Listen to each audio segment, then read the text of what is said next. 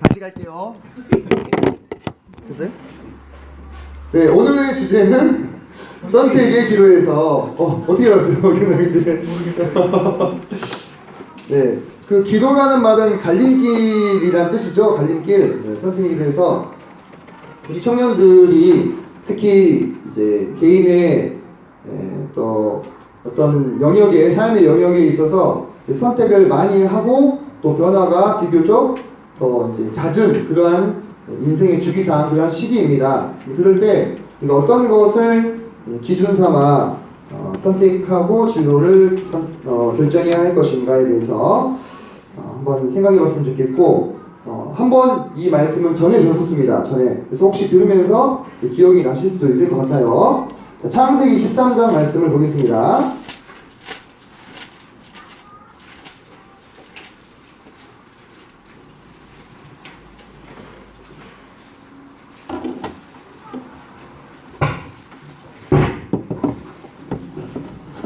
자, 창세기 13장 5절로 13절 말씀입니다.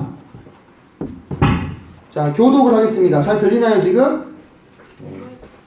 자, 교독을 하겠습니다. 제가 먼저 읽을게요. 자, 아브라함의 일행 롯도 양과 소와 장막이 있으므로 그 땅에 그들의 공부하기에 건너가지 못하였으니 이는 그들의 소수가 많아서 공부할 수 없었습니다. 그러므로 아브라함의 가축의 목자와 롯의 가축의 목자가 서로 다투고 또 가나안 사람과 브리스 사람도 그 땅에 거주하였는지라. 아브라함이 롯에게 이르되 우리는 한 집이라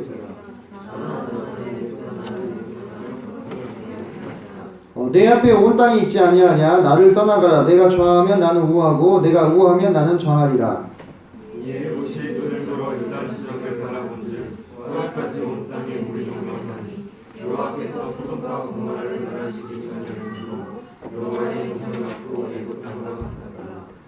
그러므로 롯이 요단 온 지역을 택하고 동으로 옮기니 그들이 서로 떠난지라. 아브라함은 가나안 땅에 거주하였고 롯은 그 지역에 거주해 머무르며 그 장막을 옮겨 소돔까지 이르렀다. 13절 같이 읽겠습니다. 시작. 소돔 사람은 여호와 앞에 악하며 큰 죄인이었더라. 네. 자, 본문에서 우리는 먼저 아브라함과 롯이 서로 소유가 풍부해져 가지고 이제 동거할 수 없는 상황에 이른 것을 보게 됩니다. 너무 이제 서로 같이 살기에는 땅이 좁아졌어요, 지금. 그래가지고 7절에서 보니까 아브라함의 가축의 목자와 롯의 가축의 목자가 서로 다투는 지경까지 지금 일어나고 있는 상황이었습니다. 뿐만 아니라 그 땅에는 그들만 있었던 것도 아니고 또 다른 이방 족속들, 가나안 사람들이 땅에 거주하고 있었어요. 아주 북적북적했겠죠, 땅이. 그 상황에서 8절에 보면 아브라함이 롯에게 이르되 우리는 한 친족이라 나나 너나 내 목자나 내 목자나 서로 다투게 하지 말자. 이렇게 이야기를 하면서 먼저 중재를 제안합니다. 자, 그 상황은 매우 이치에 맞는 상황이었죠. 그죠? 네. 서로 이 문제를 계속 등한시하고 그냥 껄끄러운 문제니까 감추고 또는 선택을 유보하고 그렇게 하는 것은 이 상황에 합당한 지금 합당한 솔루션이 아니었습니다. 그래서 아브라함은 그 족장으로서 자신의 식솔들을 이끄는 대표자로서 신속하게 이 문제를 해결해야 될 필요성을 느끼게 된 것입니다. 그 순간에 아브라함의 개입은 참으로 적절한 것이었죠. 그리고 이로 인해서 이제 이후에 아브라함과 롯이 불필요한 다툼이나 오해가 이제 없을 그런 상황이었습니다. 자, 우리가 살다 보면요, 우리도 이러한 어떤 한 시점을 맞이하게 됩니다. 그것은 우리의 개인의 신상과 관련된 여러 가지 선택들의 기로에 서게 되는 것입니다. 그때 여러분 그 선택 사항이 내 진로가 됐든 또는 내 배우자가 됐든 또는 내가 살아갈 고장이 됐든 무엇이 됐든지 간에 여러분들 항상 자주 선택의 기로에 서게 되는데 그때 그 선택 자체를 회피하는 것은 어떻습니까? 능사가 아니라는 거죠. 그 선택을 무엇을 내리건 간에 그것에 따른 결과가 따라오고 책임이 따라옵니다. 그죠? 근데 그 책임이 두려워서 선택 자체를 유보해버리고 문제를 계속 뒤로 미루는 것은 문제 자체를 해결하는 데는 아무 도움이 되지 않죠. 그렇죠? 아브라함처럼 상황을 주시하고 파악한 다음에 필요한 선택들을 단호하게 내릴 수 있는 그러한 우리의 마음가짐이 필요한 것입니다. 그것은 육적인 진로일 수도 있고요. 육적인 진로에만 국한되는 것은 아닙니다. 우리가 영적인 진로, 예를 들면 이런 거예요. 여러분들이 뭐 주일학교 교사를 제안을 받았어요. 예를 들어서 그럴 때 여러분이 이 선택을 받아들일 것이냐 아니면 노 할 것인가, 이것도 우리가 빈번히 만날 수 있는 일종의 선택의 기로라고 할 수 있습니다. 기로는 갈림길이니까 예스 아니면 노, 왼쪽 아니면 오른쪽이 되는 거지 않습니까? 그럴 때 여러분들이 그 자체에 따른 어떤 책임이나 결과가 좀 두렵거나 귀찮아서 유보하는 것은, 너무 오랫동안 유보하는 것은 그것은 여러분에게 결코 득이 되지 않는다는 것이죠. 자, 그러면서 아브라함은 먼저 큰 사람임에도 불구하고 자기 조카인 롯에게 선택권을 양도하는 것을 보게 됩니다. 그래서 9절에 보니까 내 앞에 온 땅이 있지 아니하냐, 나를 떠나가라. 내가 좌하면 나는 우하고 내가 우하면 나는 좌하겠다. 이렇게 그러면서 이 롯에게 선택권이 주어졌습니다. 그는 그때 어디로든지, 롯이 원하는 곳이면 어디로든지 사실상 갈 수 있었죠. 그의 선택지는 사실상 무한되었다고 하는 것입니다. 우리 청년들도 자유의지가 있어요. 그죠? 젊은 날에 우리는 아주 많은 가능성을 가지고 있습니다. 그리고 우리는 죄 짓는 것이 아닌 이상은 무엇이든지 선택을 할 수가 있습니다. 그죠? 여러분들 물론 이제 전공을 택했기 때문에 어느 정도는 이제 이 스펙트럼이 정해져 있는 상태에서 물론 가고 있긴 하지만, 또 보면 졸업한 이후에 전혀 전공과는 상관없이 다른 진로로 나아가는 경우도 많이 있죠. 그죠? 교회 안에서도 내 은사와는 상관없이 일을 맡는 경우도 많이 있어요. 특히 청년일 때 그렇습니다. 그래서 사실상 여러분이 지금 이때 죄 짓는 것이 아닌 이상은 선택할 수 있는 무한한 가능성을 가지고 있고, 주님이 여러분에게 자유의지를 또한 주셨습니다. 그런데 여러분, 바로 그런 상황에서 사람은 자신의 내면의 진심이 나오는 법입니다. 내가 무엇이든 선택할 수 있을 때 정말 내가 무엇을 원하는가가 나오는 거예요. 내가 무엇이든지 선택할 수 있을 때. 그래서 내가 진짜로 무엇을 원하느냐, 네가 좌하면 내가 우하고 내가 우하면 내가 좌하리라는 이 질문 앞에서 나의 그동안의 가치관, 또 선호도, 관심도, 이런 것이 적나라하게 드러나고 명료해지는 것입니다. 나 자신도 그냥 좀 헷갈렸던 그런 부분들이 명료해지는 것이죠. 롯은 어떻게 했습니까? 10절에 보니까 롯이 눈을 들어 요단 지역을 바라본즉, 이렇게 말을 하고 있습니다. 롯이 눈을 들어 요단 지역을 바라본즉. 자, 그런데 그곳이 어땠다는 거예요? 하나님께서 소돔과 고모라를 멸하시기 전이었기 때문에 마치 에덴 동산 같았다는 것입니다. 에덴 동산. 소돔과 고모라는 아주 매력적인 곳이었어요. 자, 그래서 롯은 그곳이 마음에 들었던 것 같아요. 자, 아브라함이나 롯이나 다 뭐 하는 사람들입니까? 이제 목축업자예요. 쉽게 얘기하면 목축업자, 양 치는 사람들이죠, 그죠? 자, 그런데 이 목축업을 생계의 기반으로 하고 있던 롯은, 이 롯이 살아가고 있는 이곳은요, 사시사철 풀이 이렇게 자라나는 그런 곳이 아니었습니다. 우기와 건기가 있었어요. 그 건기와 우기에 따라서 물이 흐르는 곳과 풀이 나는 곳이 달랐습니다. 그래서 이 목자들은, 유능한 목자들은 그 계절에 따라서 물이 어디 있는지 또 풀이 어디서 나는지를 잘 알고 거기를 따라서 계속 이동하는 유랑 생활을 해야 됐어요. 여호와는 나의 목자시니 내가 부족함이 없으리로다, 이렇게 할 때 거기서 이 목자는요, 이 다윗의 목동의 이 경험에 기반하고 있는 거예요. 유능한 목자는 양들을 헛고생시키지 않고 딱딱딱 그 계절에 맞는 곳으로 데리고 가서 풀을 뜯기고 물을 마시게 하는 것입니다. 그래서 아브라함이나 롯이나 정착 생활을 하지 못하고 유랑 생활을 해야 되는 입장이었는데, 만약에 이 롯이 요단 지역으로 가게 되면 어떻게 됩니까? 그때부터는 더 이상 유랑생활 하지 않아도 되는 거예요. 에덴 동산 같았으니까 얼마나 풍족했겠습니까? 그죠? 그래서 이 아브라함과 롯이 가나안 땅에 거할 때는요, 하나님을 항상 의지해야 됐어요. 비가 안 오면 풀이 안 나고 물이 없어요. 석회암지대가 많아서 물이 다 빠져버려요. 그런데 이 소돔과 고모라는 이 물이 넉넉한 곳이기 때문에 굳이 비를 구하지 않아도 되는, 다시 말해서 하나님의 인도하심과 하나님의 도우심을 굳이 구하지 않아도 살아갈 수 있는 바로 그런 땅이었다는 것입니다. 아주 좋아 보였죠. 그리고 롯은 그의 눈에 보기에 좋은 대로 자신의 길을 선택하게 됩니다. 그러니까 결국 그거예요. 내가 어디로 갈 것이냐 선택해라. 무한대 가능성이 주어졌을 때 롯의 선택은 무엇이었어요?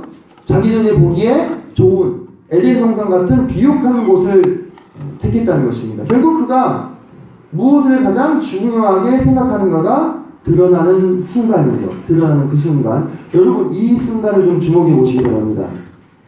10절부터 11절 사이에 이 짤막한 바로 이 순간을 좀 주목해 보시기 바랍니다. 이 찰나의 순간에 사실상 롯의 운명이 결정이 된 거예요. 여러분들 많은 경우에 여러분들이 오해하는 것이 롯이 언제 망했냐, 소돔과 고모라 성이 불탈 때 망했다고 생각하시거든요. 그렇지가 않다는 것입니다. 여러분 롯은요 사실상 자기 눈에 보기에 비옥한 옥토인 요단강변 소돔과 고모라 방향으로 가는 길을 택했을 때 그때 이미 롯의 운명은 결정이 된 거예요. 그 뒤에 이제 롯의 운명이 일그러지는 것은요 이제는 무슨 문제입니까? 결국은 시간의 문제가 되는 것입니다. 그런데 여러분들 무서운 게 뭔지 압니까? 그 순간은요 너무나 순식간에 지나가 버리기 때문에 이후의 삶에 어떤 영향을 줄 것인지 아무것도 가늠할 수 없다는 겁니다. 그 순간에는 그것을 모른다는 거예요. 그런데 그 미묘한 차이, 아브라함은 가나안 땅으로 향했고 롯은 소돔과 고모라 방향으로 향했던 그 미묘한 차이가 결국은 누적이 되어서 많은 세월이 지났을 때 어떻게 돼요? 돌이킬 수 없는 결과를 만든다고 하는 거예요. 롯이 10절과 11절에서 요단 지역을 택했을 때 아브라함과 롯은 서로 대면하여 마주볼 수 있을 만큼 가까운 거리에 지금 있었습니다. 그죠? 그 선택 이후에 각자의 갈 길을 가게 되면서 점점 어때요? 사이가 멀어지죠. 그죠? 그 세월이 쌓이고 쌓여서 한 사람은 믿음의 조상이 되었고요. 한 사람은 수치의 조상이 되었어요. 계속해서 살펴보겠습니다. 여러분 우리도 마찬가지예요. 우리가 선택의 갈림길에 섰을 때 우리의 중심이 드러납니다. 그리스도인은요, 이분은요, 다 주님을 위해 살기를 원하고, 다 주님 위해서 살고, 다 주님의 나라를 위해서 살고, 다 주님의 교회와 성도를 위해서 살고, 헌신하겠다고 이야기합니다. 그렇게 이야기도 안 하면요, 그리스도인이 아니에요. 안 그렇습니까? 그러니까 우리 입술 고백이라고 하는 것은요, 아, 그렇구나 하고 넘어가면 되는 거예요. 나 스스로도 내 입술 고백에 대해서. 더 중요한 건 뭐냐면, 정말로 나의 믿음의 선택을 해야 되는 그 순간이 왔을 때 내가 무엇을 선택하느냐를 봐야 된다는 거예요. 그게 진짜 나의 진심이에요. 나도 속이고 있었던 나의 진심이라고 그게. 여러분 진로를 선택할 때 또는 여러분이 어떤 것을 선택할 때에 여러분의 배우자가 됐든 또는 영적인 진로가 됐든 무엇이 됐든 그걸 선택할 때 눈에 보이는 것을 고려하는 것 자체가 잘못입니까? 그럼 뭘 보고 선택을 하겠어요? 우리에게 주어진 감각 기관은 눈뿐이잖아요, 그죠? 또는 귀. 이것을 통해서 얻은 정보를 바탕으로 우리가 선택을 합니다. 그래서 눈에 보이는 것을 고려하는 것 자체가 잘못은 아닌데 눈에 보이는 것만 고려하는 것이 잘못이라는 겁니다. 눈에 보이는 것을 고려하는 것은 잘못이라고 하기 어렵죠. 그러면 어떻게 생겼어요? 저는 그렇게 이상적인 것을 여러분에게 요구하지 않습니다. 저도 그 삶의 수준에 이르지 못하기 때문에. 하지만 눈에 보이는 것만 고려하면 여러분 그것이 잘못된 선택일 수 있어요. 잘 보세요. 롯은 10절에서 눈을 들어 요단 지역을 바라보았다 했습니다. 롯이 선택을 내림에 있어서 관여했던 다른 조건이 있었습니까? 없었어요. 그냥 롯이 눈에 보기에 너무 비옥하고 좋으니까 그 조건 하나 가지고 거기로 간 거예요. 그래서 여러분들 예를 들면 여러분이 직장을 선택한다고 했을 때 세상적으로 더 좋은 조건, 더 좋은 연봉, 더 좋은 환경만을 찾아서 선택을 하게 된다면 여러분은 틀림없이 영적으로 치명타를 입을 수가 있다는 것입니다. 그것을 생각해야 돼요. 근데 무서운 건 뭔지 압니까? 그 순간에는요 전혀 그런 것을 못 본다는 거예요. 네. 롯이 마치 요단을 선택했을 때 자신의 운명을 보지 못했던 것처럼 우리도 우리의 진로를 선택할 때 어떤 선택을 내릴 때 그 선택이 나에게 야기할 장래의 결과에 대해서 전혀 볼 수가 없어요. 어떻게 보면 참 무서운 거죠. 네.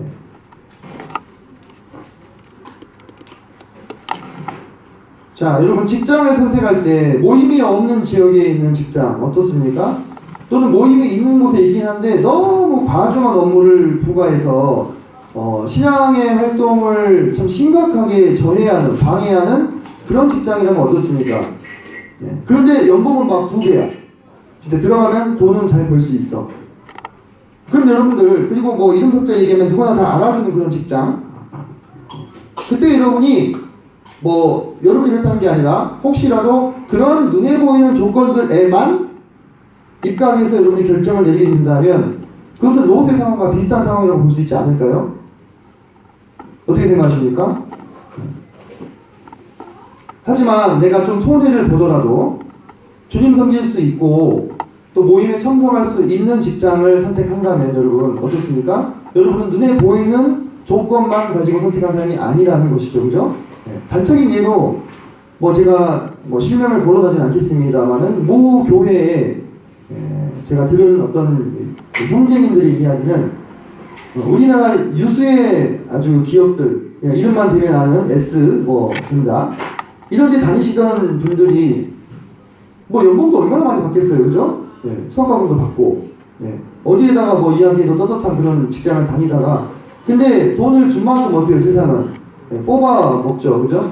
돈을 준 만큼 일을 시키는 거예요. 공짜가 어디 있어요? 남의 돈 먹기가 싫습니까? 어렵죠? 시청자분 격하게 지금 공감하네 지금 직장생활 해보니까 남의 돈 먹기가 어려워요. 그래서 정말 모임을 참석하고 싶은데 일요일 참석하기도 빠듯한 상황인 거야. 근데 이 형님이 결단한 거예요. 안 되겠다. 이대로는 내가 안 되겠다. 그래서 내려놓고 중소기업으로 옮겼는데 연봉이 그냥 그대로 반토막이 나오고 있어요.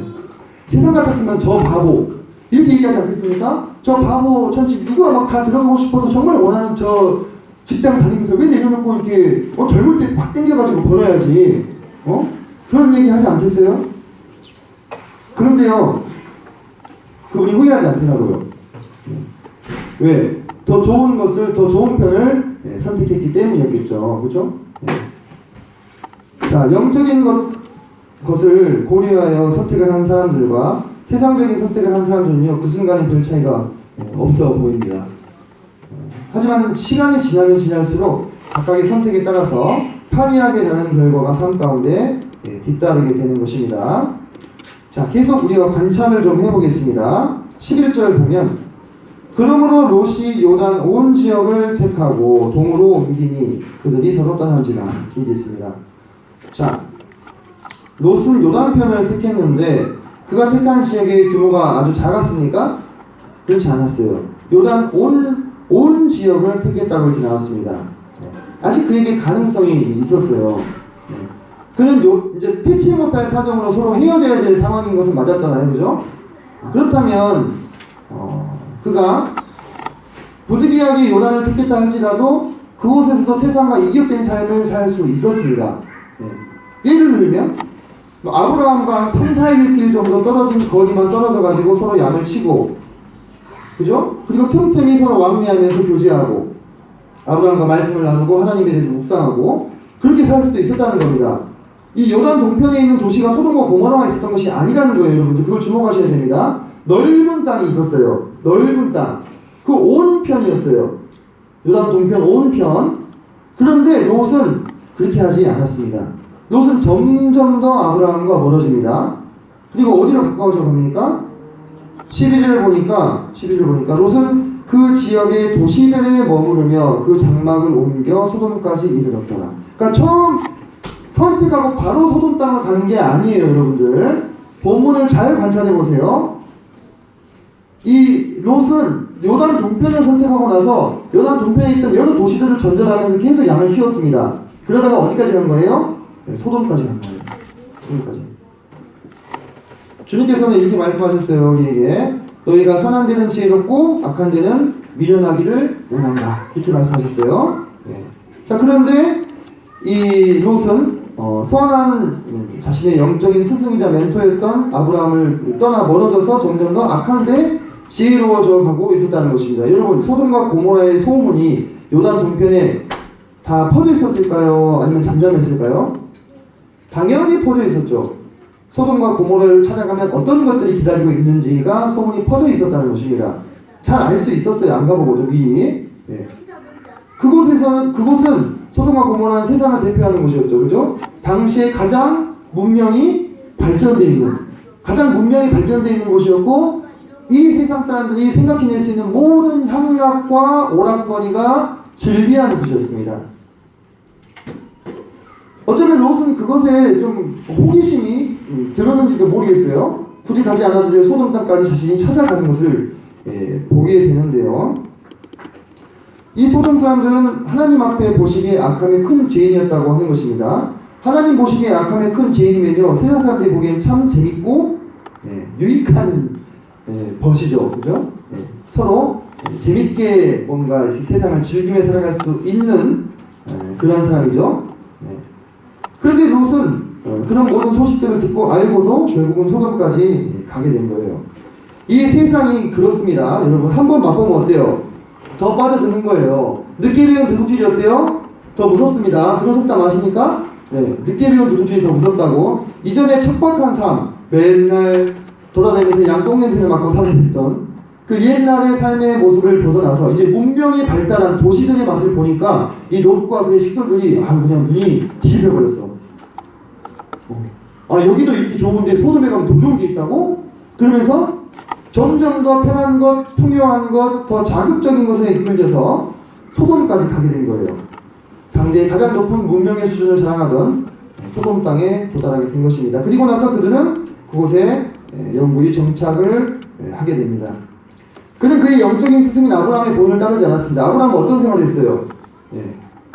유목 생활을 했습니다. 정기적으로 이 장막을 옮겨야 돼요.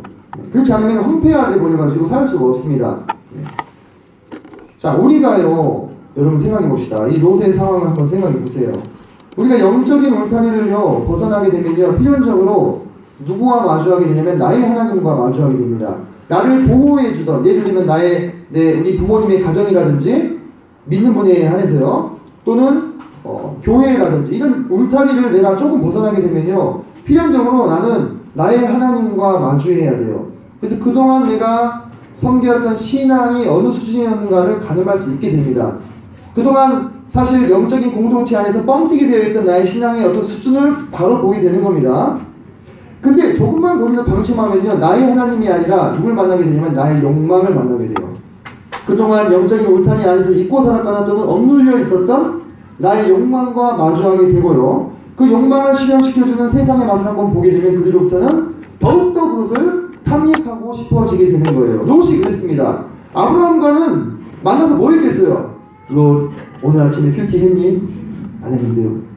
롯아, 아무리 바빠도 큐티는 꼭 해야 한다. 하나님을 만나야 그날 어떻게 살아갈지 힘을 얻을 것 아니냐. 롯은 또 삼촌이니까 뭐라고 말도 못하고 네, 알겠습니다. 깨지면서 또 그래도 이제 그렇게 하면서 주님의 말씀을 또 묵상하고 꾸역꾸역이라도 이렇게 아브라함의 영적인 그늘 안에 살았단 말이에요. 어찌됐든 간에 영적인 꼴을 얻어 먹으면서 자신의 신앙을 지탱할 수 있었어요. 롯은 나쁜 사람 아니었습니다, 여러분. 롯에 대해서 성경은 뭐라고 평가합니까? 롯은 의인이라고 평가했습니다. 그죠? 그는 아브라함에게 연단을 받았어요. 당대의 믿음의 조상에게. 스승님이 아브라함이요. 그러면 제자는 말할 것도 없지. 그죠? 근데 그 아브라함의 우산을 벗어나서 영적인 울타리를 벗어났을 때 롯은 이제 어떻게 해야 되는 거예요? 그동안 배웠던 아브라함의 하나님을 바탕으로 롯의 하나님을 만났어야 되는 거예요. 그죠? 근데 롯의 하나님을 만나보기도 전에 롯의 욕망을 만나게 된 겁니다. 그동안 어쩌면 억눌려 있었던, 또는 잠재워져 있었던, 그래서 그 욕망에 충실하게 소돔 땅까지 가게 됐습니다. 우리가 우리 스스로를 좀 생각해 봐야 됩니다.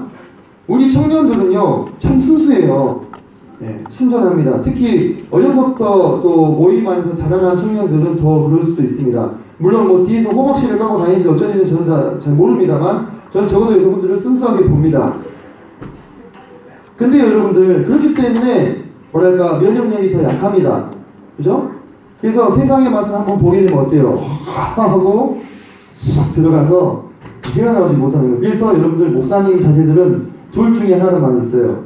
아주 신실하게 가거나 아주 세상적으로 그냥 허랑방탕하게 되거나 둘 중에 하나라고. 가운데는 별로 없다고 합니다. 왜? 면역체계가 없는 상태에서 벽이 확 들어와 버리니까 확 가버리는 거예요.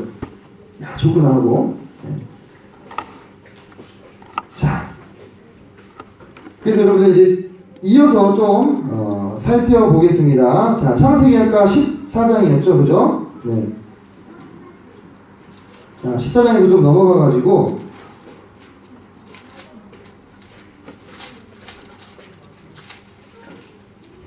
죄송합니다. 14장이 아니었죠? 네. 10몇 장이었습니까? 네. 13장이었죠? 네, 한 장 넘어가서 14장 보겠습니다. 14장에서 여러분 보면은 이제 어떤 사건이 나오냐면 14장에 이제 염해 전투 사건이 나옵니다. 그래서 신할 왕 아므라벨의 연합군과 소돔과 고모라 왕의 연합군이 서로 싸우는 장면이 나와요.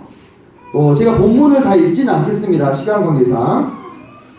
자, 그 전투에서 이제 아브라함이 롯을 이제 구출하게 되는데 한번 보겠습니다. 자, 롯은 이제 아브라함을 떠나서 어떻게 됐어요? 아주 많은 재물을 모은 거부가 되었습니다. 거부가 됐어요. 삼촌 아브라함의 간섭이나 잔소리에서 벗어나서 떳떳한 부족장으로서 부족민들에게 자기 식솔들에게 풍요라는 선물을 안겨주었을 때 스스로 얼마나 자랑스럽겠어요. 역시 내가 그때 요단 선택을 진짜 잘했다. 내가 이렇게 부자도 되고 우리 가족들, 우리 종들 정말 이 일은 좀 힘들어도 이렇게 즐겁고 편안한 곳에서 쾌락을 누리면서 살 수 있게끔 내가 해줬으니 얼마나 진짜 좋냐. 맨날 삼촌 밑에 있을 때는 잔소리만 듣고 혼났는데 그런 생각을 했을 수도 있겠죠. 뭐 우리가 한번 상상을 해보는 겁니다. 그래서 여러분이 세상적인 선택을 했다고 해서 바로 주님이 치시느냐? 그렇지 않아요. 여러분들 오해하지 마세요. 세상이 주는 달콤함을 한동안 맛볼 수 있습니다. 그냥 영적인 어떤 신앙은 계속 고갈돼 갈지라도 통장의 잔고는 계속 더 풍성하게 쌓이는 것을 경험할 수도 있다는 거예요. 그럴 때 어떤 생각을 할까? 역시 좀 힘들어도 젊었을 때 확 벌어야 돼. 좋은 직장을 구해서 잘했어. 이렇게 생각을 할 수도 있었을 겁니다. 그런데 그가 그렇게 아브라함을 떠나서 풍요로운 땅으로 와서 모은 모든 재물과 안락함과 안전함과 심지어 목숨까지도 순식간에 한순간에 잃어버릴 수 있음을 경험한 사건이 뭐예요? 바로 이 염해 전투 사건이에요. 이 염해 전투 사건, 이 염해는 뭐냐면 여러분들 사해라고 불리는 거 있죠? 그 사해, 이스라엘 사람들은 사해라고 안 부릅니다. 그 사해는 죽음의 바다라는 뜻이죠. 이 염해는 사실 죽음의 바다는 아니거든요. 그 염해 전투 사건에서 신할 왕 연합군이 소돔 왕의 연합군을 완전히 격파하게 됩니다. 아마 이 소돔과 고모라는 문화는 발전했어도 이 군사력은 그렇게 강하지 못했던 것 같아요. 이 신할 왕이 원체 강한 그런 족속이었어요. 그래서 이제 모조리 잡히게 되죠. 그죠? 전투에서 지고 난 다음에. 자, 볼까요? 14장 11절을 한번 봅시다. 11절. 14장 11절.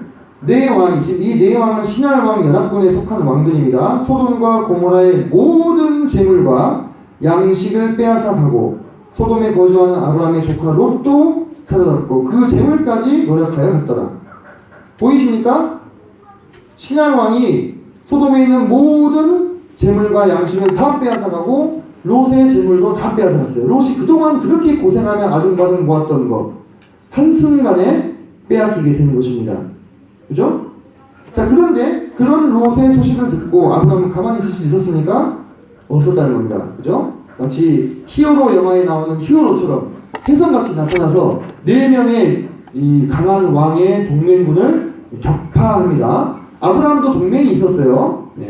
그래서 아브라함 포함해서 3명의 족장이 힘을 합쳐서 싸우게 되는데 아브라함도 자기 집에서 기른 군사 318명을 거느리고 가서 이 롯을 구출하고 또 소돔과 고모라 사람들을 구출하고 그 빼앗긴 재물들을 다 되찾습니다. 자, 그들이요 만약에 아브라함의 구원을 받지 못했다면 어떻게 됐을까요? 여러분들 고대 시대에 전쟁에서 졌다는 것은 무엇을 의미하는지 아십니까? 이제는 죽음보다 더한 차라리 죽는 게 나은 삶이 기다리고 있다는 뜻이에요. 죽을 때까지 노예로 살아야 되는 거예요. 죽을 때까지. 특히 전쟁 노예는 더 그렇습니다. 죽을 때까지 이 노예로 살아야 되고 모든 재물과 양식을 빼앗겼기 때문에 극심한 빈곤과 굶주림에 시달리면서 살아남은 자들도 사람 구실을 제대로 못하는 겁니다. 다 죽었거나 쓸만한 자들은 죄다 포로로 잡아가고 병자와 늙은자는 다 버리거나 죽이고 그게 고대의 전쟁의 결과였어요. 잔혹했습니다. 뭐 지금처럼 국제법이 있었던 것도 아니었죠. 그러니까 지금 이 소돔과 고모라의 백성들과 이 롯의 가족들은요 이대로 있었으면요 이제 다 평생 종살이 하다가 죽어야 되는 운명이었어요. 그런데 아브라함이 그들을 건진 것입니다. 여러분 저는 이 장면을 이게 묵상할 때 결국 세상과 세상의 싸움 속에서 상처받고 새우 등 터진 격으로 고통을 당한 성도를 건지는 것은 누굽니까? 결국 성도를 구하는 건 성도예요. 여러분 위기 상황에서 성도를 구할 수 있는 존재는 다름 아닌 다른 성도들인 것입니다. 우리가 성도들이 때로 상처를 받지만 또 그 성도를 통해서 건짐도 받는 것이에요. 그래서 우리가 옆에 앉아있는 성도가 참 귀한 거죠. 한번 쳐다보세요. 옆에 있는 성도님들 얼굴을. 성도 이렇게 그냥 몸이 더운 표정인데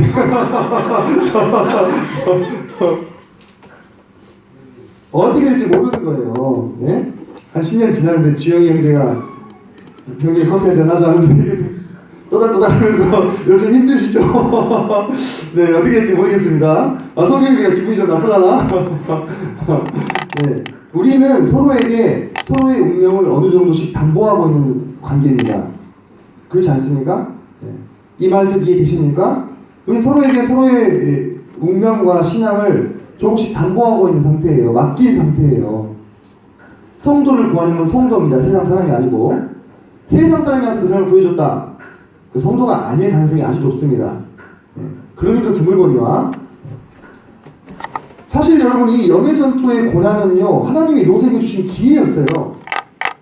고난의 참 의미를 알아보는 일이 그리스도에게 중요한 거예요. 고난의 참 의미를. 나에게 힘든 일이 생기면 나는 왜 이렇게 힘든 일만 있을까? 진짜 죽겠다. 힘들다. 그런 생각만 하지 말고 왜 주님이 그런 상황을 나에게 허락하셨는가를 생각해야 돼요. 롯의 경우도 마찬가지였죠.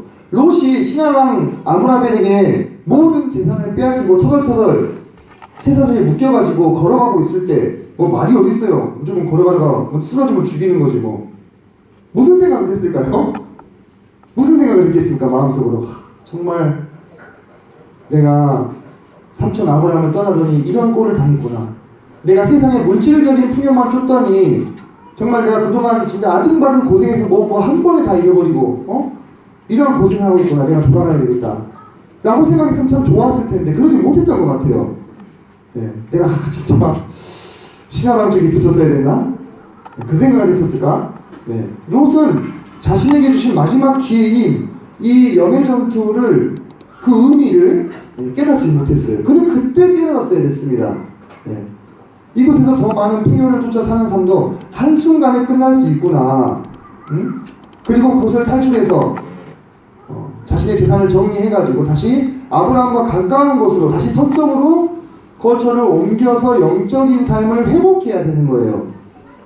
그랬다면 그 뒤에 이어지는 더 큰 불행은 아마도 막을 수 있었을 것입니다. 제가 더 큰 불행이 뭔지 굳이 설명하지 않아도 다들 아시죠?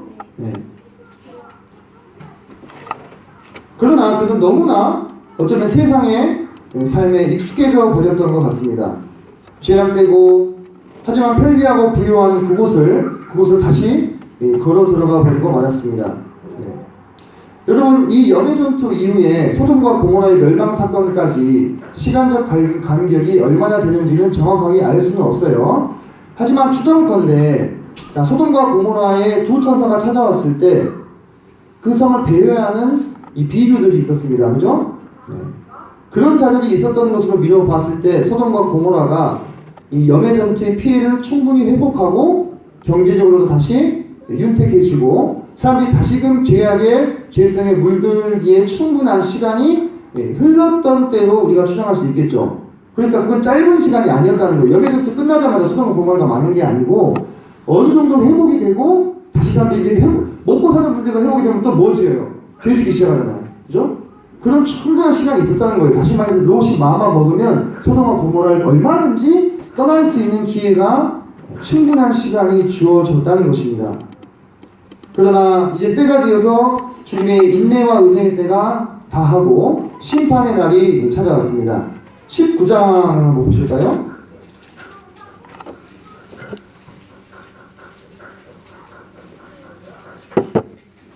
창세기 19장을 보시면 이제 소돔의 죄악이 관영해서 하나님께서 이 소돔과 고모라 성을 완전히 불로써 태우시는 장면이 나옵니다.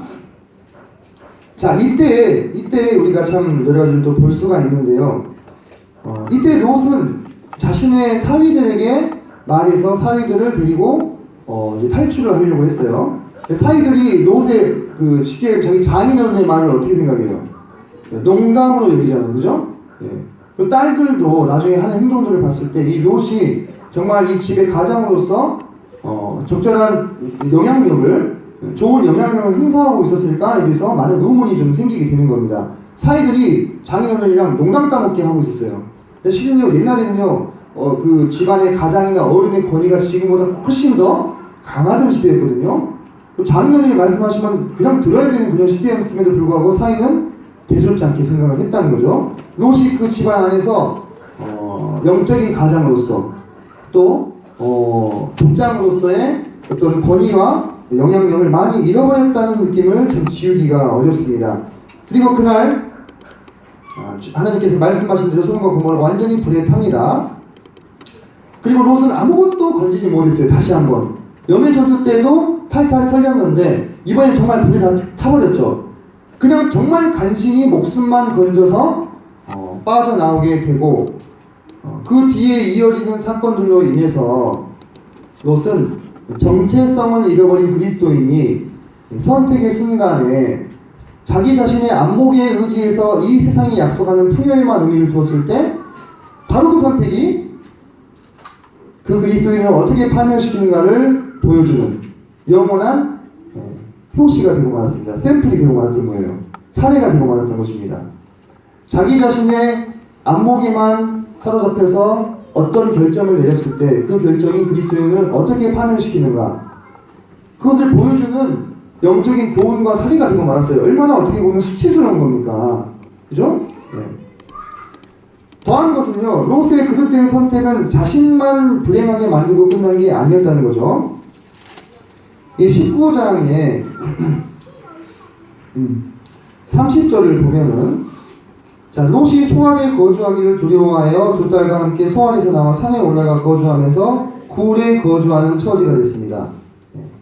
그전에는 한 그룹을 이끌던 대족장으로서 살았었고 또 소돔에서 거부로서 살았는데 지금은 이 소알성에서 빠져나와서 굴에서 사는 신세가 된 거예요. 그리고 그의 두 딸이 아버지에게 술을 마시고 동침을 해서 아이를 낳게 됩니다. 자, 그럼 그 두 딸의 이 자식이 어떤 족속의 조상이 됩니까? 네, 모압과 암몬 족속의 조상이 되죠. 그죠? 그런데 그 모압과 암몬 족속이요, 두고두고 이 아브라함의 후손의 대적이 돼요. 아시죠? 네. 살아서도 속을 썩이더니 죽어서까지 롯의 후손들에 의해서 아브라함의 후손이 공격당하고 피해를 보는 것을 우리가 보게 되는데 그들은요 하나님께 영원히 저주받은 사람이 됐습니다. 여러분 신명기 23장 한번 가볼까요? 신명기 23장. 자, 구약성경 297페이지입니다.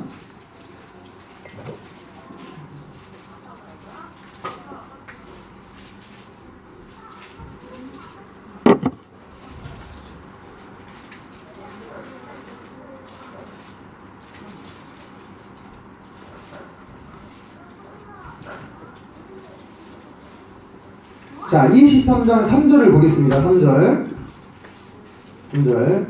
같이 읽겠습니다. 시작. 암몬 사람과 모압 사람은 여호와의 총회에 들어오지 못하리니 그들에게 속한 자는 10대뿐 아니라 영원히 여호와의 총회에 들어오지 못하리라. 여러분, 이 처분이 얼마나 기가 막힌 처분인지 한번 볼까요? 비교를 한번 해보겠습니다. 7절 보세요. 7절. 너는 에돔 사람을 미워하지 말라. 그는 내 형제임이니라. 애굽 사람을 미워하지 말라. 내가 그의 땅에서 객이 되었습니다. 그들의 상대후 자손은 여호와의 총회에 들어올 수 있느니라. 그러니까 여러분, 400년간 이스라엘을 괴롭힌 애굽의 후손조차도 3대가 지나면 여호와의 총회에 들어올 수 있었어요. 그런데 여러분 지금 보세요. 모압과 암몬의 족속은 어떻게 된다고요? 영원히 여호와의 총회에 들어오지 못한다고 못을 박아버렸어요. 여러분, 롯의 후손들은요, 영원히 저주를 받는 거예요. 이해되십니까? 네. 그 저주를 누가 자초했어요? 롯이 자초했어요. 롯이 아브라함이 내 눈앞에 넓은 들이 있으니 내가 택하라. 그 질문을 던진 그날로부터 롯의 딸들이 자기 아비와 동침해서 자식을 낳고 후손을 남겨서 신명기에 이런 정말 기가 막힌 말씀이 기록된 이때까지 그 롯의 한 번의 뭐랄까요, 참 오판으로 인한 그 저주가 자기 자신만 망하게 한 게 아니라 자기의 후손들까지도 이와 같이 커다란 피해를 입게 했다는 것은 정말 가슴이 아픈 그런 상황이죠. 여러분, 우리가 지금은 물론 여러분들이 다 뭐 결혼도 하지 않았고 자식도 없기 때문에 홀몸이다. 그래서 더 자유롭죠. 하지만 시간이 지나고 여러분도 가족이 생기게 되면은 여러분의 선택에 따른 이 책임이요, 결코 여러분에게만 국한되지 않는다는 것을 생각하셔야 됩니다. 그것은 여러분이 혹 장래에 낳게 될 자녀들, 또 여러분의 가족 친지들, 그들에게도 좋지 않은 영향을 미칠 수가 있어요. 그래서 제가 했잖아요. 우리는 서로 간에 우리의 신앙과 운명에 대해서 서로 간에 서로에게 담보하고 있는 사이라고. 그죠?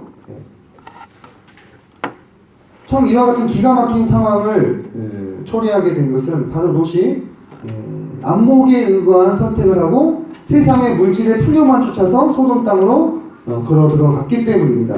그것은 우리가 부정할 수가 없는 것입니다. 열매 전투에서 한번 이렇게 주님이 치셨으면 정신을 차렸어야 되는 거예요. 근데 빨리 나와서 아브라함께 돌아갔다면 그 두 딸들은요, 어쩌면 멀쩡한 남자 만나가지고 좋은 후손을 남겼을 수도 있었을 것입니다.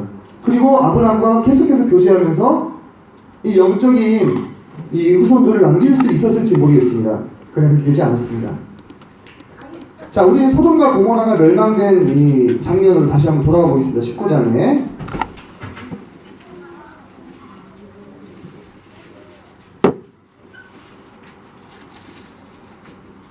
자, 이 19장에서 두 천사가 롯을 찾아왔을 때 그 성에 있는 아주 백성들이 남녀노소를 막론하고 다 이 롯의 집을 에워싸는 것을 보게 됩니다. 그죠?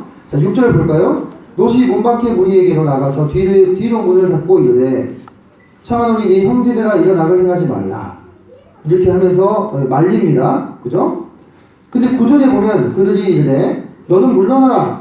또 이르되 이자가 들어와서 거류하면서 우리의 법관이 되지 않는도다.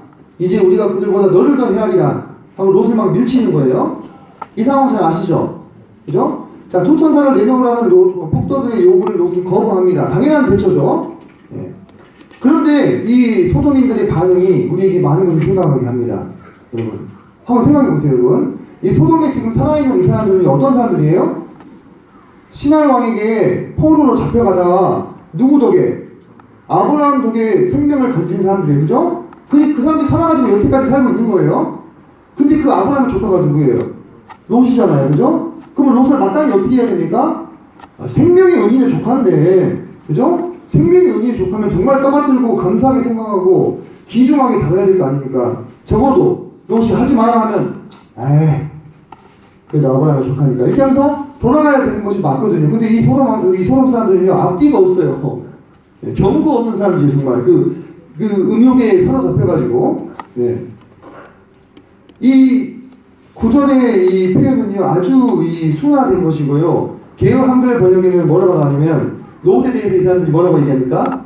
이놈이 우리 가운데 거저 들어와서 욕설을 하는 거예요. 여러분 한번 잘 생각해 보세요. 그리스도인은요 결코 세상과 완전히 융화될 수가 없어요. 둘은 서로 이질적인 존재입니다. 그것을 일부러 내가 잊어버리고 그들 사이에 섞여서 더 많은 것을 누려보고자 하는 방향으로 나의 진로나 나의 선택을 결정한다면 미래에 우리도 이와 유사한 말을 들을 날이 올지 모른다는 것입니다. 좋을 때는 다 좋아요. 네, 세상 사람들 화려한 미래와 부와 풍요를 약속합니다. 하지만 일이 틀어지면 어떻게 됩니까? 이놈이 하면서 나한테 책임을 전가시키고 덮어 씌우고 뒤로 싹 빠지고 그죠? 이용하고 그죠? 겉으로는 축복과 번영을 약속하지만 뒤에서는 이용해 먹고 그렇게 될 수 있다는 겁니다. 롯이 그랬어요. 지금 롯에게 이놈이 하면서 물러나라 내놔라 그놈 이렇게 하고 있잖아요. 그죠? 참으로 거듭난 그리스도인이라면 그들 사이에서 완전히 똑같아질 수가 없어요. 본질적으로 다르기 때문에. 네. 우리가 그녀가 수가 틀어졌을 때 그들에게 이익이 안 된다고 생각할 때 그들은 곧바로 자신의 발톱을 드러내고 우리를 헐뜯고 뒤에서 중상모략하는 모습들을 보게 될 것입니다. 여러분이 만약에 여러분의 이익을 위한 선택만을 안목에 의한 선택만 하게 된다면 여러분의 진로 결정이 지극히 현실적인 안목에만 입각한 것이라면 여러분이 그렇게 좋아하고 해서 선택했던 그곳에서 여러분의 뒤통수를 치는 세상 사람들을 만나게 될 거예요. 그때 여러분이 무슨 생각을 하겠습니까? 포장지를 벗겨낸 세상의 민낯을 보게 됐을 때 이것이 세상이구나. 성도가 성도를 대하는 것과는 참 많이 다릅니다. 그래서 여러분이 신앙도 잃고 사람도 잃는 그러한 우를 범치 않으려거든 여러분이 선택의 기로에 섰을 때 생각하라 이겁니다. 선택의 기로에 섰을 때 여러분 생각해야 돼요. 정말로 무엇이 나에게 최선의 선택이 될 것인가. 세상이 나에게 약속하는 어떤 많은 돈과 부와 명예와 이런 어떤 복지와 이런 것들만을 바라볼 것인가. 그런 것들을 무조건 도외시하라는 것이 아니에요. 오해하지 마세요. 그런 것들을 우리가 얻을 수 있다면 얻어야 되겠지만 더 먼저 고려해야 될 것은 내가 정말로 영적인 나의 공급처 영적인 나의 샘물로부터 멀어지지 않느냐, 나의 신앙을 정말 지킬 수 있는 그러한 환경이냐를 따져야 된다는 것입니다. 롯은요 절대로 그의 영적인 공급처인 아브라함으로부터 너무 멀리 떨어져서는 안 됐어요. 그에게 주어진 선택권과 자유의 범위를 생각해 봤을 때 얼마든지 가능한 선택이었습니다. 그죠? 얼마든지 가능했어요. 그러나 그가 안목을 따라서 점점 세상과 가까이 있을 때 그에게 찾아온 번영은 잠깐이었지만 수치는 영원했다는 것입니다. 한때 여러분 잘 나갈 수 있어요. 죽을 때까지 잘 나갈 수도 있습니다. 세상을 택해가지고. 근데 죽고 난 다음에 주님을 어떻게 만날 거예요? 정말 거듭난 그리스도인이라면. 그죠? 죽기 전에라도 주님이 영예전투와 같은 사건을 내 삶 가운데 허락하신다면 어떻게 할 거예요? 여러분 현대판 영예전투가 없을 것 같으십니까? 그리스도인들은 그런 걸 경험한 사례들을 저는 너무 많이 들었어요. 제가 여러분을 이렇게 겁주거나 그런 거 아니에요. 오해하지 마십시오. 제가 겁준다고 겁먹을 나이도 다니고. 근데요, 예수님이요, 하나님의 것이라면 그렇게 다루시는 데도 있어요. 정신 못 차리고 계속 세상을 향해서만 나아가게 되면 징계가 없으면 사생자라고 하지 않았습니까? 그죠? 여러분, 그래서 우리도 우리의 선택의 때가 찾아옵니다. 그 선택은 여러분의 배우자가 될 수도 있고 또 직장이 될 수도 있고 장래의 진로를 위한 준비가 될 수도 있겠습니다. 어쩌면 지금 그 선택의 상황 가운데 들어가는 분들도 계시겠죠? 여러분 현실적인 안목에만 좌우되지 마세요. 선택을 또 미루지도 마십시오. 그것은 더 지혜로운 것이 아닙니다. 기도하고 선택하되 영적인 안목에 좌우될 수 있도록 정말 구하고 또 구하십시오. 그리고 여러분이 믿을 수 있는 영적인 스승과 멘토들에게 지혜를 구하십시오. 여러분의 영적인 공급처와 샘물로부터 멀어지는 선택을 하지 마세요. 무슨 영화를 보려고 그런 선택을 합니까? 그리스도에게 가장 합당한 길이 무엇이겠습니까? 그리스도에게 영화가 무엇이겠어요? 우리는 다 하나님의 나라를 기다리는 사람들 아닙니까? 하나님의 나라가 도래하면 사실상 우리가 이 세상에서 좋게 보았던 것들, 가치의 체계가 완전히 뒤바뀌어지게 되는 세상이 오는 거예요. 우리가 이 세상을 살아가야 하기 때문에 어느 정도 필요합니다. 그죠? 제가 그 자체를 부정하는 게 아니에요. 우리에게 집도 필요하고 옷도 필요하고 생활비도 필요합니다. 하지만 주님이 넉넉하게 주시는데 그걸 더 넘어서서 더 많은 돈, 더 많은 부요, 더 많은 풍요를 누리고자 주님을 저버리는 선택을 하지 말라는 것입니다. 여러분이 똑똑해지시기를 정말로 소망합니다. 시편 말씀을 보겠습니다. 시편 119편입니다.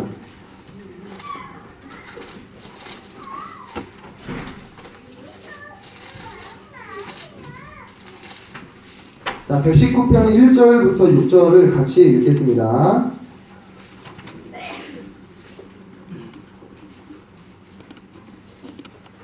(1절부터 6절까지입니다) 시작. 행위가 온전하여 여호와의 율법을 따라 행하는 자들은 복이 있으며 여호와의 증거들을 지키고 전심으로 여호와를 구하는 자는 복이 있도다. 참으로 그들은 불의를 행하지 아니하고 주의 도를 행하리로다. 내 길을 굳게 정하사 주의 율례를 지키게 하소서. 내가 주의 모든 계명에 주의할 때에는 부끄럽지 아니하리이다. 우리가 주님의 모든 계명에 주의할 때에는 부끄럽지 않으나 우리의 이생의 안목과 육신의 정욕이 좌우될 때는 여러분의 선택이 순간은 나를 풍요롭게 만들어줄지 모르겠지만 여러분의 모든 것을 다 앗아가 버리고 조롱하는 세상을 만나게 되는 선택일 수도 있다는 것을 생각하셔야 됩니다. 한 인간으로서 참 서글픈 게 뭔지 아십니까? 여러분들 다 사람이잖아요, 그죠? 저는 요즘 삶에 대해서 참 많이 생각하고 있습니다. 뭐 그렇다고 다 할 수 있는 것은 아니겠지만 한 인간으로서 참 서글픈 게 뭔지 아세요? 여러 가지가 있겠지만 내가 남들에게 짐이 된다고 느낄 때 참 서글프답니다. 내가 남들에게 도움을 주지 못하고 짐이 된다고 느낄 때 부모들이 이 느낌이 들 때 죽고 싶대요. 그래서 근데 여러분들 한번 생각해 보십시오. 아브라함과 함께 요단 온 들을 굽어보면서 어디를 선택할까 고민하고 있던 그 롯은 어땠어요? 그날의 롯은 참 당당하고 자신감이 넘치고 전도 유망했습니다. 어디로든 갈 수 있었어요. 그죠? 부유한 족장이었어요. 근데 그의 말년은 어땠어요? 동굴에서 비참하게 죽을 날만을 기다리는 삶이었어요. 그가 안고 있던 아이들은 누구의 후손이었어요? 근친 상간에 의해서 태어난 자식들이었어요. 이게 손자인지 아들인지 참 애매하죠. 그죠? 젊은 날에 여러분이 당당하고 빛이 납니다. 여러분은 무한한 가능성을 가지고 있어요. 여러분 선택하는 것을 이룰 수 있는 힘과 시간과 재능이 있습니다. 근데 여러분들 한번 생각해 보세요. 그 선택의 길 앞에 그러나 세월은요 여러분의 지금 자랑하는 것들을요 다 앗아가 버려요.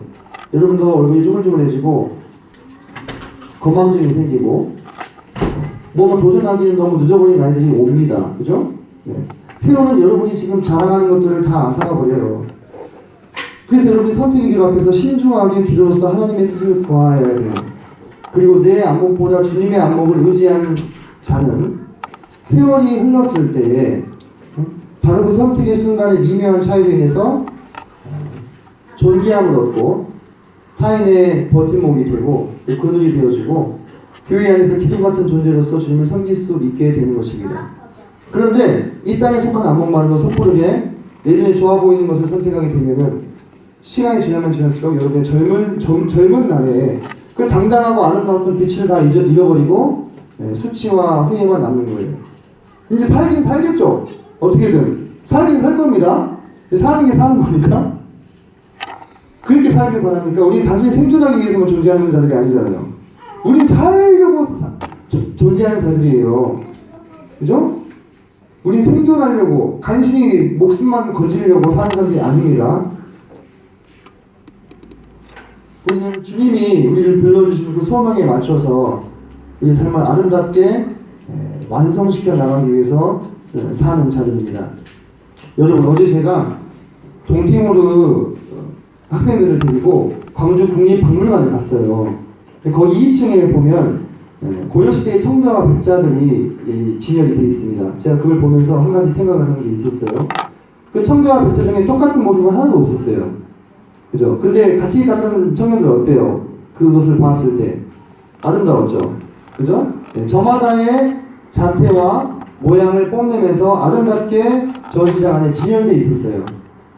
저는 그 모습이 꼭 우리 모습 같다는 생각이 들었어요. 여러분들이랑 진흙덩이를 주님께서 빚어가시면서 각자의 모습과 그 빛깔로서 아름다운 그릇으로 만들어가고 계십니다. 그 진흙덩이 하나가 아름다운 그릇으로 변하기까지 얼마나 많은 순간을 연단되고 집 이겨지고 뜨거운 물을 견디고 유약의 독성을 견뎠어야 했겠어요? 그렇게 오랜 세월을 견딤으로 말미암아 마침내 아름답고 영롱한 자색빛을 뽐내는 청자로서 또는 백자로서 만들어졌을 때 그것을 바라보는 모든 사람들의 감정은 어떻습니까? 참으로 아름답다. 저마다의 빛깔과 자태를 뽐내고 있는 거예요. 여러분의 오늘의 여러분을 만든 건 뭡니까? 여러분의 선택이에요, 결국은. 그죠? 하나님이 여러분의 선택과 하나님의 이 섭리를 버무려서 여러분을 하나하나 빚어가고 있어요. 그래서 여러분이 많은 시간이 흘렀을 때에 정말 그 아름다운 자태를 뽐내는 청자와 백자같이 되어지기 위해서는 오늘의 여러분의 선택에 유의하셔야 된다는 것입니다. 유념하셔야 됩니다. 저 언젠가부터 이제 그런 생각을 합니다. 아, 내가 참 영광의 길을 걷고 있구나. 제가 잘한다는 얘기가 아니고 언젠가부터 그 인식이 이렇게 되어지게 돼요. 영광의 길. 근데 그 길이 결국 꽃길은 아닙니다. 이거 이해하셔야 됩니다. 꽃길은 아니에요. 그런데 영광스러운 길이면 내가 주님을 만났을 때 주님께서 나에게 칭찬과 상급을 주시를 바로 그 길을 내가 걸어가고 있구나 하는 생각을 해요. 저도 이 길을 위해 서기까지 많은 선택의 사람들이 있었겠습니까? 없었겠습니까? 많은 선택의 사람들이 있었겠죠. 그죠? 네. 거기서 무언가 선택을 했을 것입니다. 그 선택을 위해서요. 그 선택이 필요했었을 때 항상 고뇌하고 고민하고 기도하고 또 믿을 만한 신실한 분들에게 조언을 구했습니다. 하지만 언제나 최종적인 결정을 내리던 그 밤에는 오직 나와 주님밖에 없어요. 이해되십니까? 상황이? 최종적인 결정을 내리는 그 밤, 그 시점에는 여러분과 주님뿐인 거예요. 그리고 주님께서 저에게 보여주신 길은 거의 대부분 제 뜻과는 달랐습니다. 그런데 그때 여러분 믿음으로 한 걸음 내디뎠을 때에 그 순종의 결과들이 누적되어서 오늘의 저를 만들었고 저를 영광의 길에 세워주었습니다.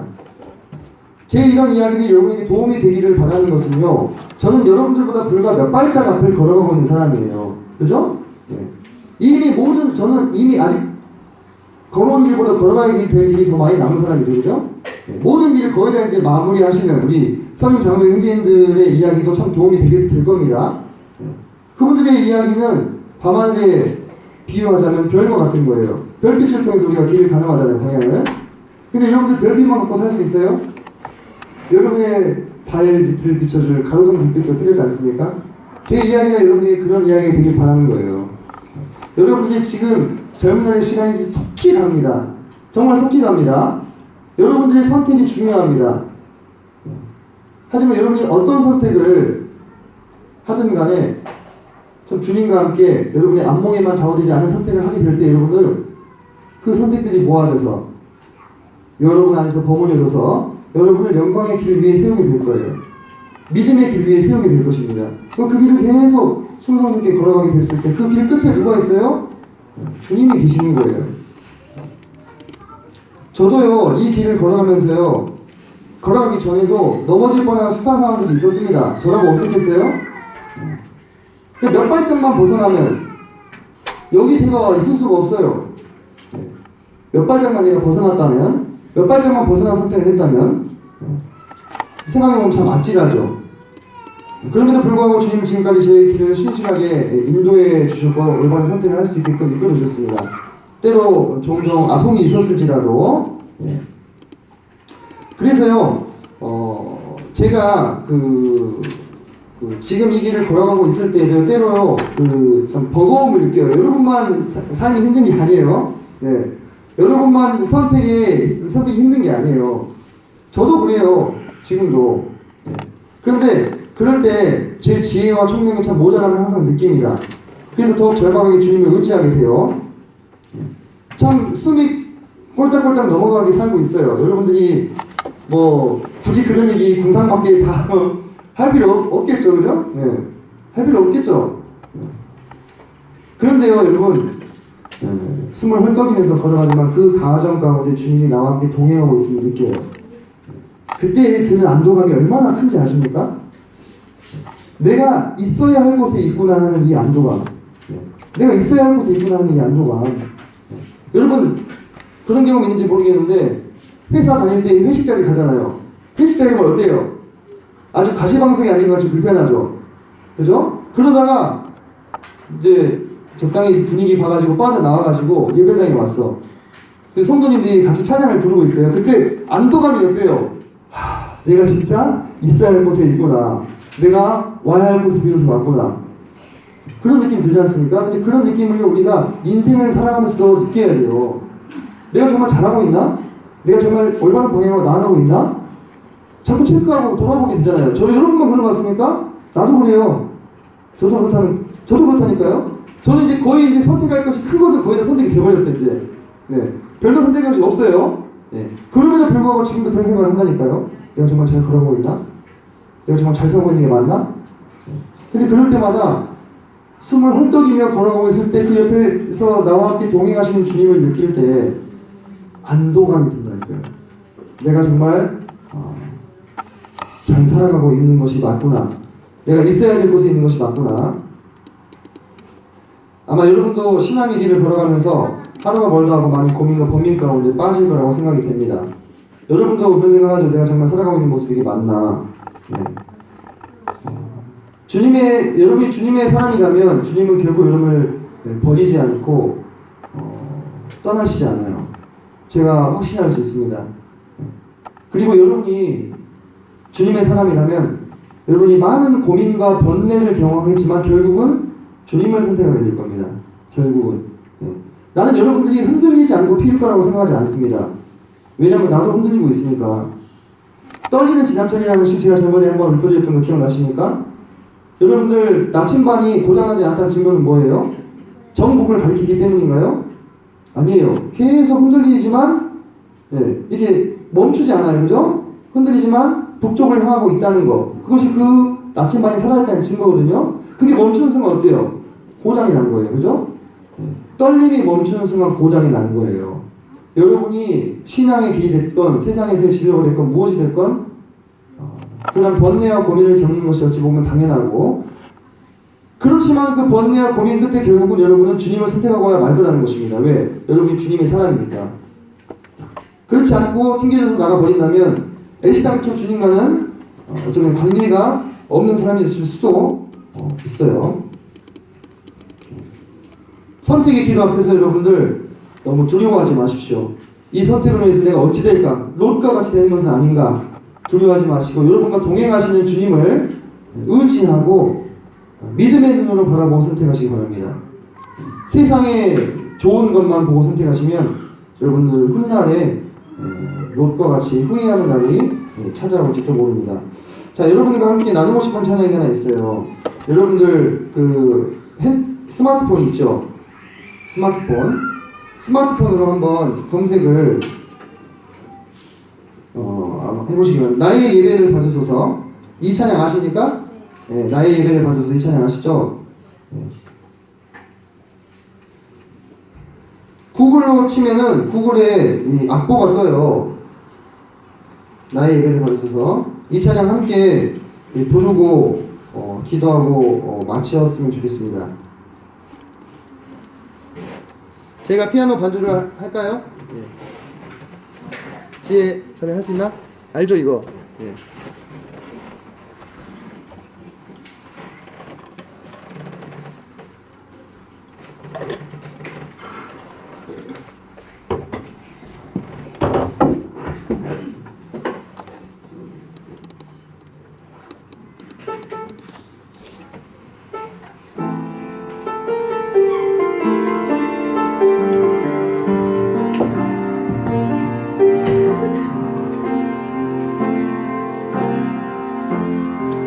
주님 당신은 내 삶 구석구석까지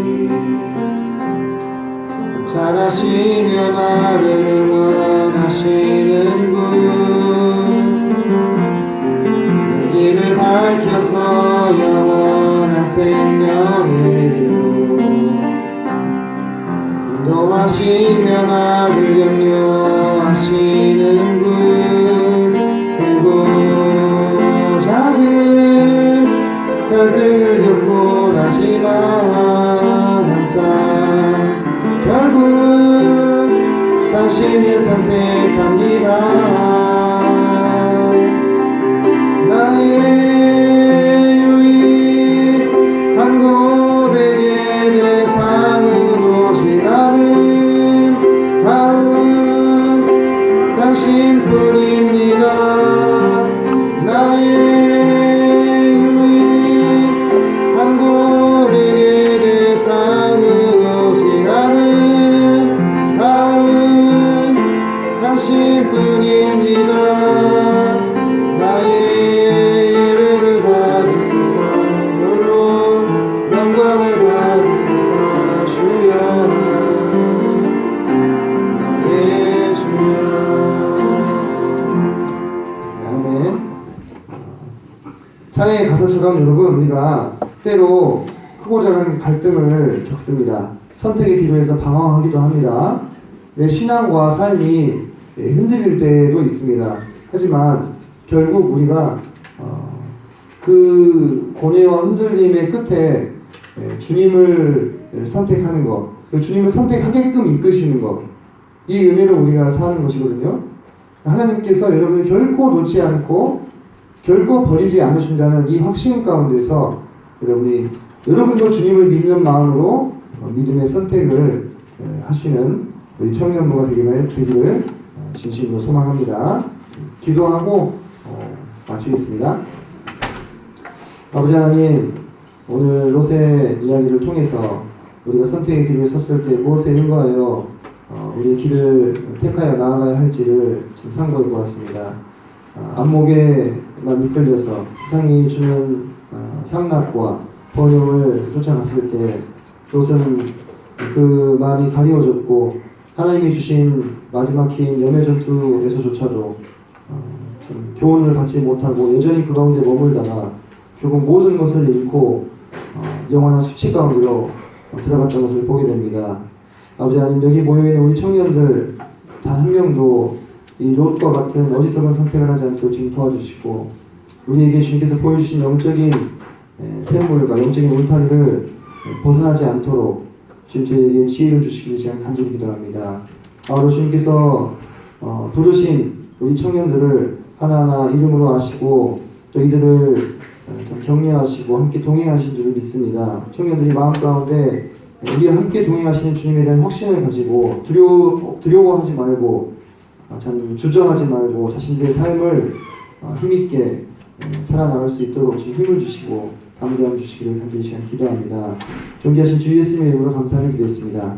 네.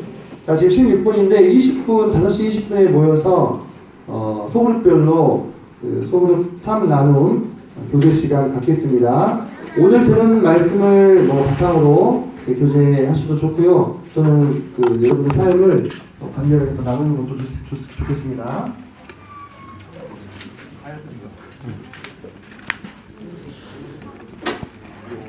내가 누구야?